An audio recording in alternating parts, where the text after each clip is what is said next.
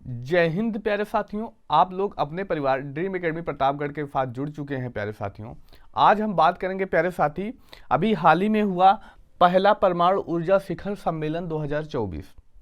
पहली बार हुआ है, इसलिए पेपर की दृष्टि से तो बहुत ही ज़्यादा इम्पोर्टेंट है। बाकी हम एक एक करके इस बिंदु से कौन कौन से महत्वपूर्ण प्रश्न बनेंगे उनके बारे में भी हम डिस्कस करेंगे, तो आप लोग इस वीडियो के साथ बने रहिएगा। पहली बार तो प्रश्न बनेगा, पहला परमाणु ऊर्जा शिखर सम्मेलन की किस देश ने मेजबानी की। तो सबसे इंपॉर्टेंट यही है। तो इसकी मेजबानी जो की जाती है ब्रुसेल्स के द्वारा, किसके द्वारा प्यारे साथियों? ब्रुसेल्स,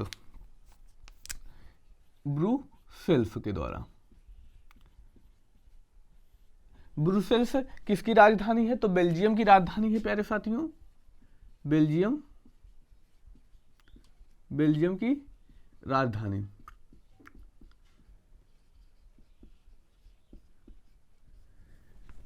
पहला परमाणु ऊर्जा शिखर सम्मेलन ब्रुसेल्स में हुआ। कहां पर? ब्रुसेल्स में। और ब्रुसेल्स किसकी राजधानी है? तो बेल्जियम की। ये तो लगभग सभी को पता होगा। अब देखेंगे इससे और कौन कौन से महत्वपूर्ण प्रश्न बन सकते हैं। इसका उद्देश्य क्या रहा? इस बैठक का मेन उद्देश्य जो प्यारे साथियों था, परमाणु, जो हम परमाणु का उपयोग करते हैं।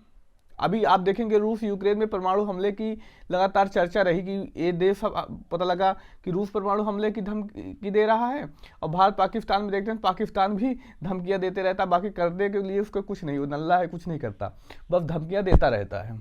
तो प्यारे साथी, ऐसी स्थितियां ना आए तो हम जो परमाणु का उपयोग करें शांति के लिए करें, जैसे विद्युत का उत्पादन, इन सब कार्यों के लिए करें।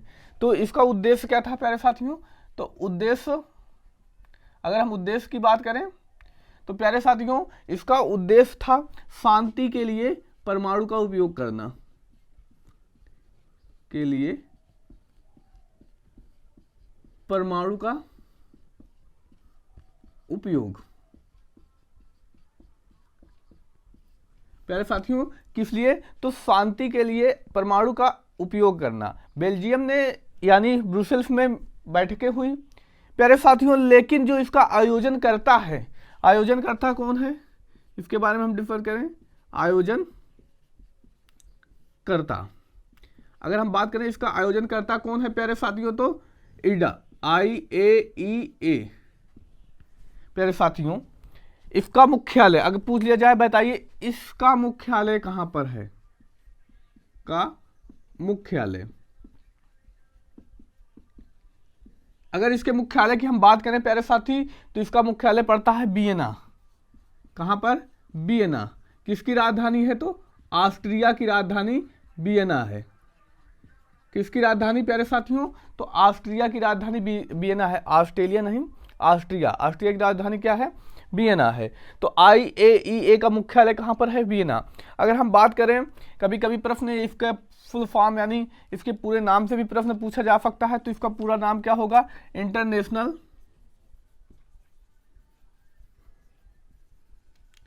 क्या होगा? आई से हो जाएगा इंटरनेशनल एटॉमिक,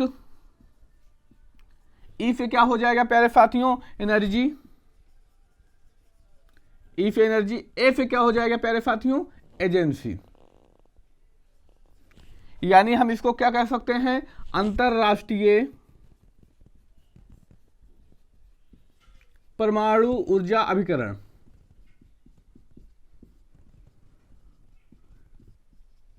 अभिकरण हम कह सकते हैं। ये तो पहले परमाणु ऊर्जा शिखर सम्मेलन से जो महत्वपूर्ण प्रश्न बन सकते थे वो थे।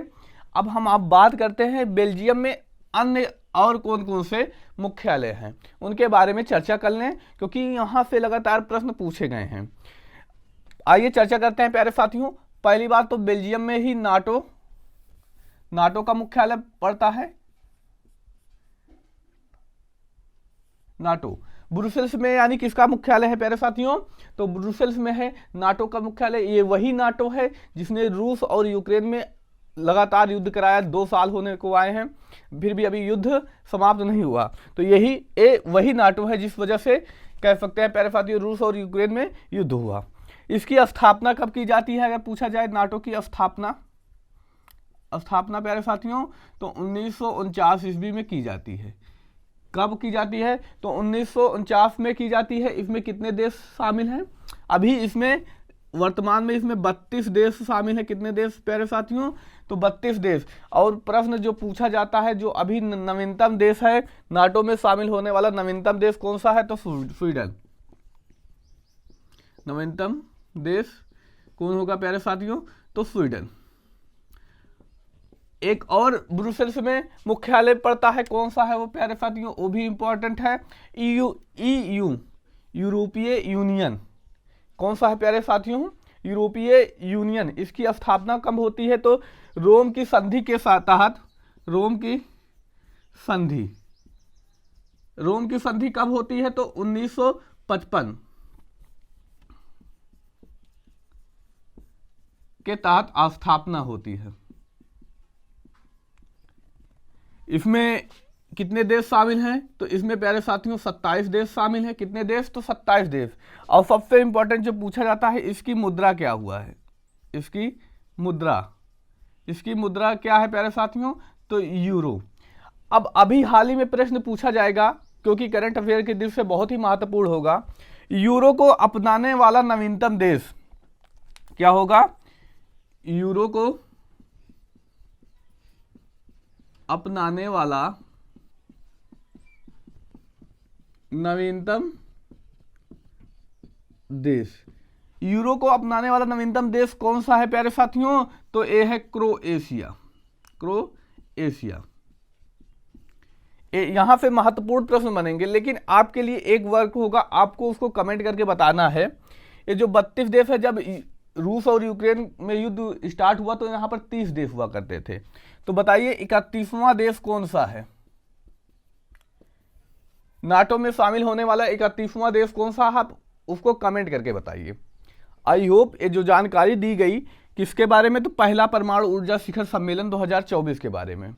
यहाँ पे जो प्रश्न बन सकते थे हमने इस वीडियो में बहुत अच्छे से कवर कर लिया।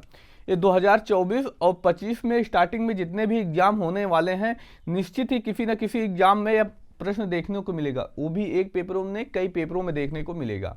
आई होप आपको जानकारी अच्छी लगी है, और आप पहली बार चैनल पे आए तो सब्सक्राइब करके जाइएगा, अपने मित्र भाई बहन में शेयर कीजिए। डेली आपको ऐसी क्लासेस मिलती रहेंगी किसी न किसी टॉपिक पे।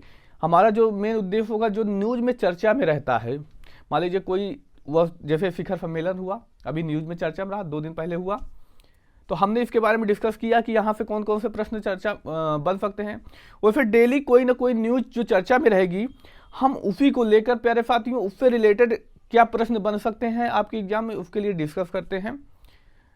और आपको ऐसी कोशिश करते हैं ऐसा कंटेंट देने की कि उस टॉपिक से रिलेटेड कहीं प्रश्न बाहर न जा पाए। 5-10 मिनट बहुत ज़्यादा समय नहीं होता, आप डेली 5-10 मिनट यहाँ से ज्वाइन हो जाइए। 5-10 मिनट वीडियो देखकर कहीं ना कहीं पेपरों में बहुत अच्छा कर सकते हैं, कई प्रश्न देखने को मिल सकते हैं। बाकी अगर आवश्यकता लगी तो क्लासेस से लंबी 2-3 टॉपिक लिए जाएंगे। आई होप ये जो आपको वीडियो प्रोवाइड किया गया आपको बहुत अच्छे समझ में आया।